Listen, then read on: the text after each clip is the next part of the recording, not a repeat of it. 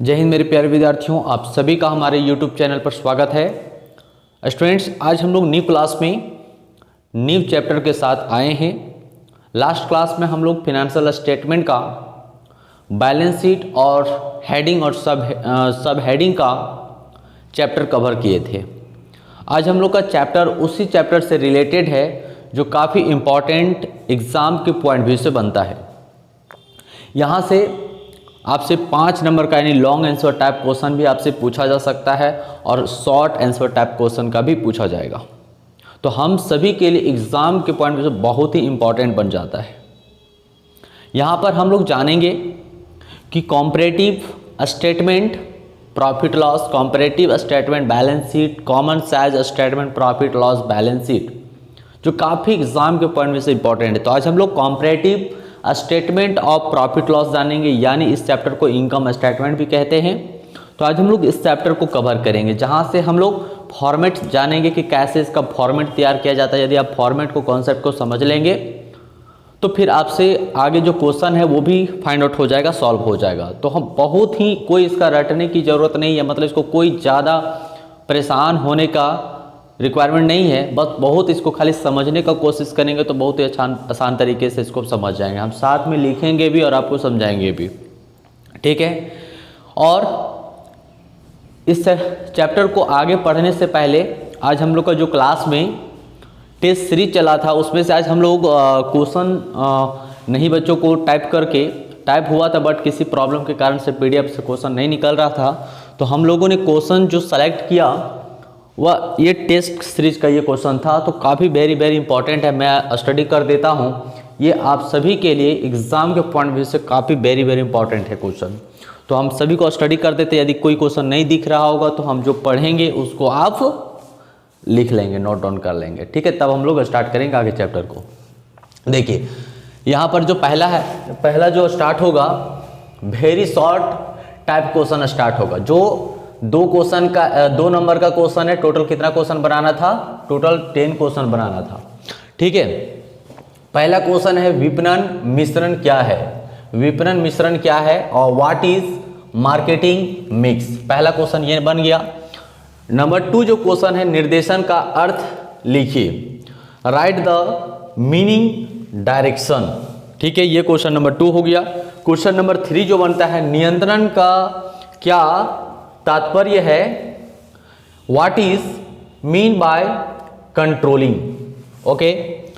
Question number 4 है अद्वितीय प्रेरणा के दो उदाहरण दीजिए। Give 2 example of non monetary incentives. ये क्वेश्चन नंबर 4 था।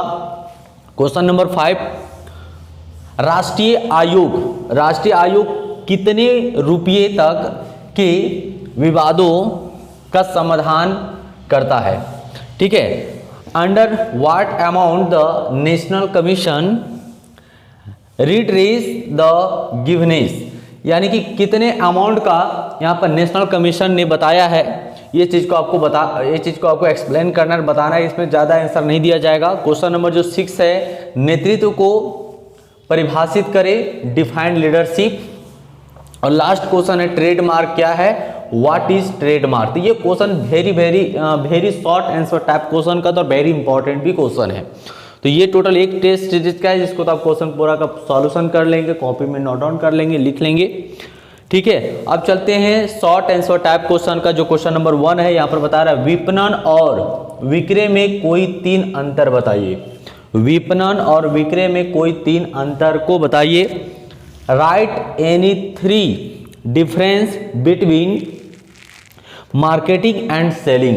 मार्केटिंग और सेलिंग में कोई स्पेसिफिक 3 डिफरेंस को आपको एक्सप्लेन करना है। क्वेश्चन नंबर 2 है नियंत्रण के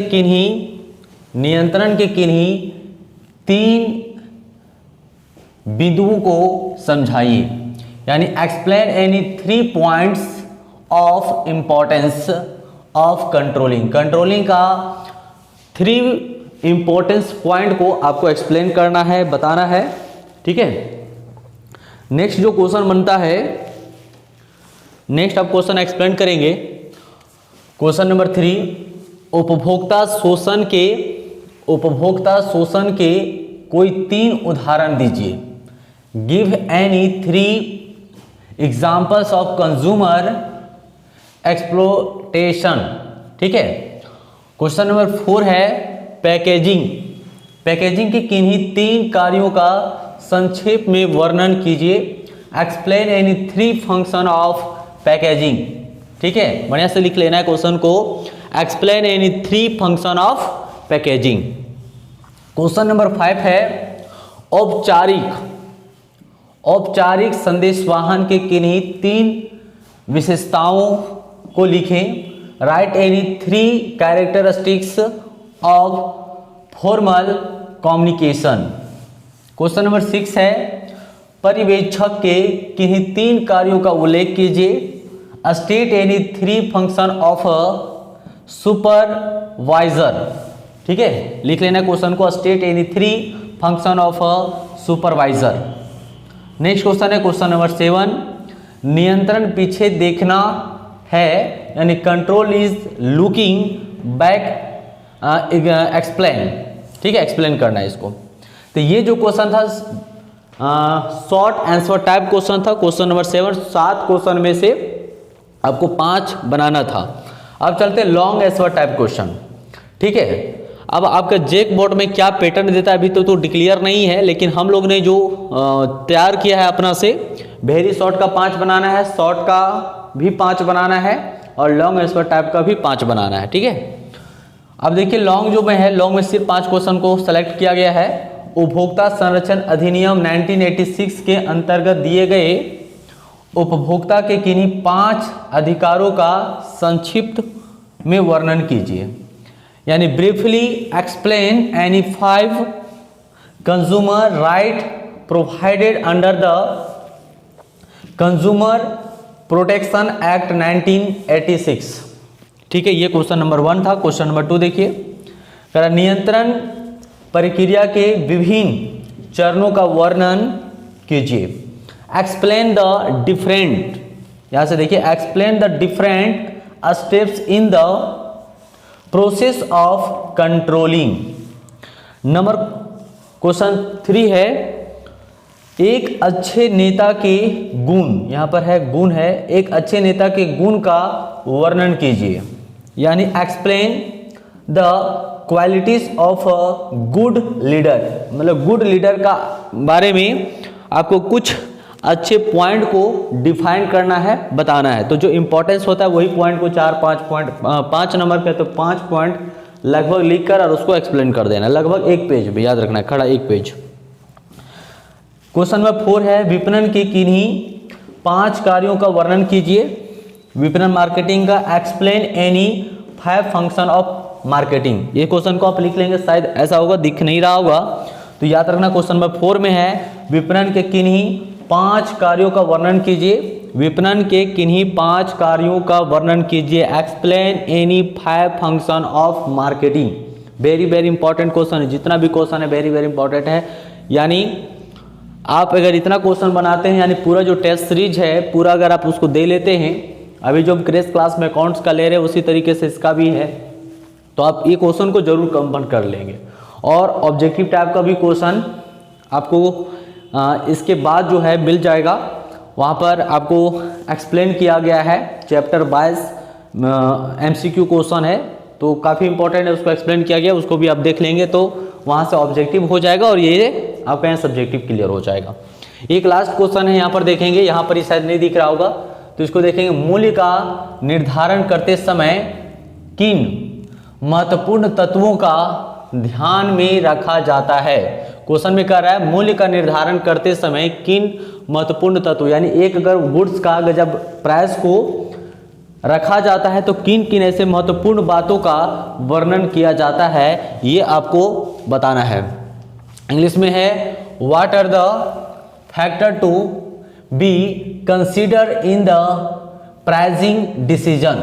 प्राइसिंग डिसीजन कौन कौन ऐसे बातों पर ध्यान रखा जाता है, ये आपको चर्चा करना है। ठीक है, चलिए अब हम लोग आज की क्लास में, हो सकता है ये क्लास थोड़ा सा लॉन्ग हो जाए, तो अभी हम कोशिश करते हैं कि आपको फिनेंशियल स्टेटमेंट एनालिसिस का फॉर्मेट दें और नेक्स्ट जो क्लास होगा यानी नेक्स्ट जो वीडियो आप तक जाएगा लेक्चर नंबर 2 होगा, उसमें आपको वेरी क्वेश्चन सेलेक्ट करके बताएंगे।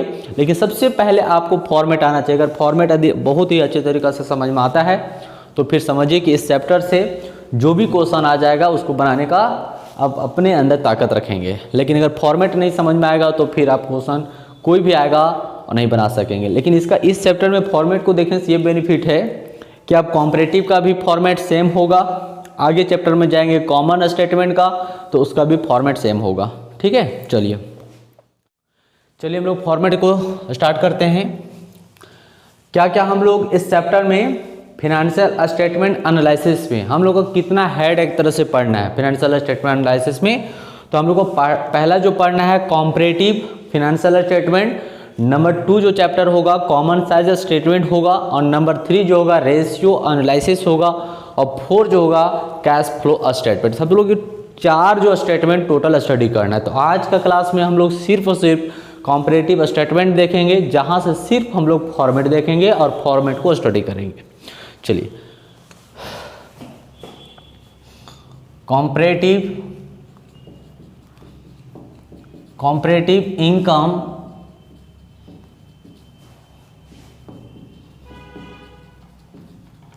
कॉम्परेटिव इनकम स्टेटमेंट, इसको हम लोग कॉम्परेटिव दूसरा नाम से बोल सकते हैं comparative statement of profit loss. ठीक है, क्या बोल सकते हैं नंबर 2 को, मतलब प्रॉफिट लॉस भी इसका हम नाम से जान सकते हैं।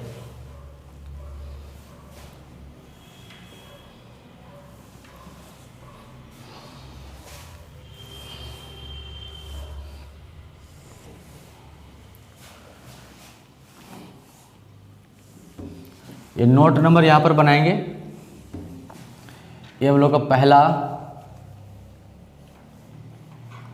प्रीवियस ईयर का लाइन बनाएंगे इसको। ये हम लोग का करंट ईयर का लाइन बनेगा। ठीक है, और ये थोड़ा सा यहाँ पर इंक्रीज और डिक्रीज का लाइन देंगे, और यहाँ पर इसको हम लोग परसेंटेज दे देंगे। ठीक है, यहाँ पर नोट नंबर, यहाँ पर प्लस, यहाँ पर माइनस, यानी इंक्रीज डिक्रीज भी आप नाम से लिख सकते हैं। ठीक है, और यहाँ पर इंक्रीज और डिक्रीज यानी प्लस और माइनस, जो भी आ सकता है प्लस या फिर माइनस में आ सकता है। और जो भी प्लस और माइनस आएगा उसको क्या करेंगे हम लोग परसेंटेज कन्वर्ट करेंगे। यहाँ पर हम लोग सीरियल नंबर लिखेंगे और यहाँ पे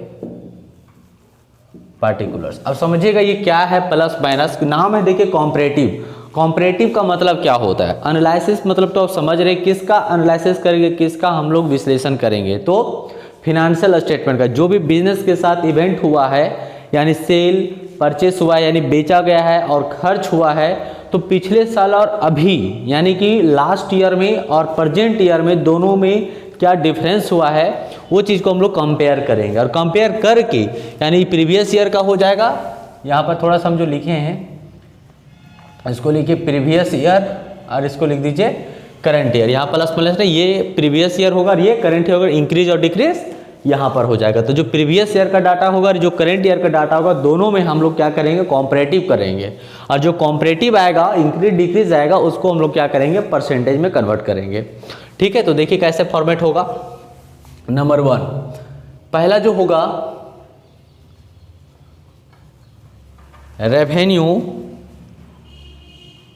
फ्रॉम ऑपरेशन, ये डाटा यहाँ पर लिखेंगे। जो इंक्रीज डिक्रीज होगा इसको यहाँ पर कन्वर्ट करेंगे और फिर परसेंटेज में कर सकते हैं। इसका नंबर 2 जो होगा इसमें अदर इनकम को ऐड कर देंगे। ठीक है, अदर इनकम को ऐड कर देंगे। ये जो यहां पर निकलेगा इसको 2 लाइन से बंद कर देंगे। इसको हम लोग बोलेंगे टोटल इनकम। ठीक है, इसका भी यहाँ पर इंक्रीज डिक्रीज का परसेंटेज निकाल देंगे। याद रखना है, पहले आपको अगर प्रॉफिट निकालना है, प्रॉफिट लॉस मतलब प्रॉफिट लॉस निकालना है, तो सबसे पहले रेवेन्यू फ्रॉम ऑपरेशन, इसको हम लोग सेल भी यहाँ पर कर सकते हैं। ठीक है, सेल।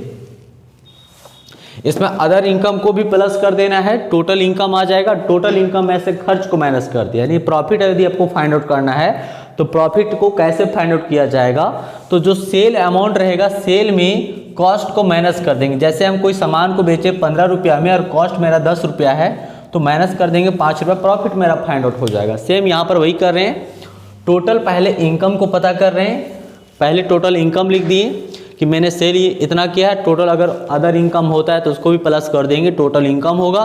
और इसमें से हम लोग नंबर 3 ये जो आ जाएगा नंबर 3 आ जाएगा। नंबर 4 में एक्सपेंसेस को माइनस कर देंगे। एक्सपेंसेस मतलब कौन कौन एक्सपेंसेस होगा, तो बहुत तरह का यहाँ पर एक्सपेंसेस हो सकता है, जिसमें से पहला नंबर होता है परचेज स्टॉक इन ट्रेड। ठीक है, दूसरा है employee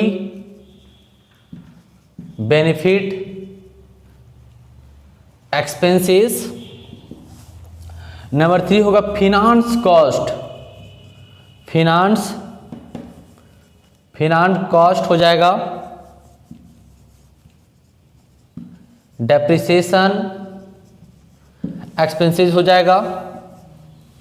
raw material purchase, raw material consume, या भी डायरेक्ट लिखिए रॉ मटेरियल कंज्यूम्ड। और बहुत तरह का एक्सपेंसेस होगा, जैसे एडमिनिस्ट्रेटिव एक्सपेंसेस,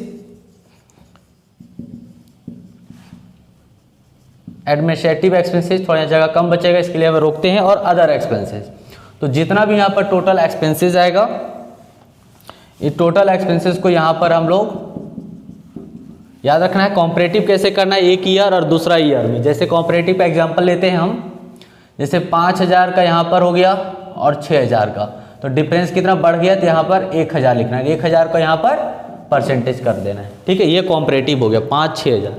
प्रीवियस ईयर में 5000 था, करंट ईयर में 6000, दोनों को कॉम्परेटिव कंपेयर करेंगे तो कितना हो 1000, ये कॉम्परेटिव हो गया। तो सारा डाटा रहेगा यहाँ पर, कंपेयर कर देंगे। अब हम लोग यहाँ पर निकालेंगे प्रॉफिट। नंबर 5 होगा, नाम देंगे प्रॉफिट बिफोर टैक्स। क्या नाम देंगे, प्रॉफिट बिफोर टैक्स। तो प्रॉफिट बिफोर टैक्स कैसे आएगा, प्रॉफिट बिफोर टैक्स कैसे आएगा, तो प्रॉफिट बिफोर टैक्स देखिए यहाँ पे सेल्स में माइनस कर देंगे कॉस्ट को, सेल्स में माइनस कर देंगे कॉस्ट को, यानी कितना नंबर है सेल्स, यानी नंबर 3 में माइनस कर देंगे 4 को। तो ये जो आएगा मेरा प्रॉफिट बिफोर टैक्स आ जाएगा। ठीक है, और फिर इसमें 5 नंबर में आएगा income tax, income tax paid, income tax paid यानी टैक्स। ये जो प्रॉफिट आएगा इसमें से टैक्स को माइनस कर देंगे, माइनस कर देंगे इंक्रीज डिक्रीज जो भी यहां पर आएगा। ठीक है, टैक्स को माइनस कर, ये जो आपका आंसर फाइनल हो जाएगा। ठीक है, जो भी डाटा यहां पर आएगा, इसको यहां पर जो भी आएगा इसको इंक्रीज डिक्रीज यहां पर करेंगे, कंपेयर में आएगा। अच्छा, यहाँ पर डाटा लिख दिया गया, थोड़ा सा ये नोट नंबर था, इसमें ये नहीं होगा। ठीक है, चलिए इसमें किया गया है, यहाँ पर ये डाटा यहाँ पर आ जाएगा, इसको माइनस कर देंगे हम लोग। ठीक है, और ये जो फाइनल बन जाएगा इसका नाम क्या देंगे, नंबर 6 में प्रॉफिट आफ्टर टैक्स देंगे नाम, ये फाइनल आंसर हो जाएगा। फिर एक बार हम लोग रिपीट करते हैं इस चीज को। सबसे पहले नाम क्या है, comparative income statement. Comparative income statement का जो हमारे पास इनकम होगा बिजनेस का, उसको कंपेयर करना है। कंपेयर का मतलब होता है एक प्रीवियस ईयर का होना चाहिए, यानी कि लास्ट ईयर का होना चाहिए, एक करंट ईयर का होना चाहिए। दोनों ईयर में क्या करेंगे, कंपेरेटिव करने का काम करेंगे, कंपेयर करने का काम करेंगे। इससे पता चलेगा कि हमारे बिजनेस में पिछले साल और इस वर्ष में क्या डिफरेंस हुआ है। ठीक है, तो देखिए सबसे पहले आपको रेवेन्यू फ्रॉम ऑपरेशन लिखना है, मतलब सेल लिखना है कि कितना बिजनेस का सेल हुआ है। दोनों ईयर का प्रीवियस ईयर और करंट ईयर का लिखना है, दोनों में कंपेयर कर देना है, माइनस या प्लस में आएगा, और जो माइनस प्लस में आएगा उससे हम परसेंटेज निकाल देंगे। अब कैसे किससे कैलकुलेट किया जाएगा ये आपको नेक्स्ट वाले क्लास में बताएंगे कि कैसे इसका परसेंटेज निकालते हैं हम लोग, और कैसे इसका क्वेश्चन को भी सॉल्व करेंगे। बाकी कंपेयर में एग्जाम्पल हम बताए हैं यहाँ पर, ठीक है।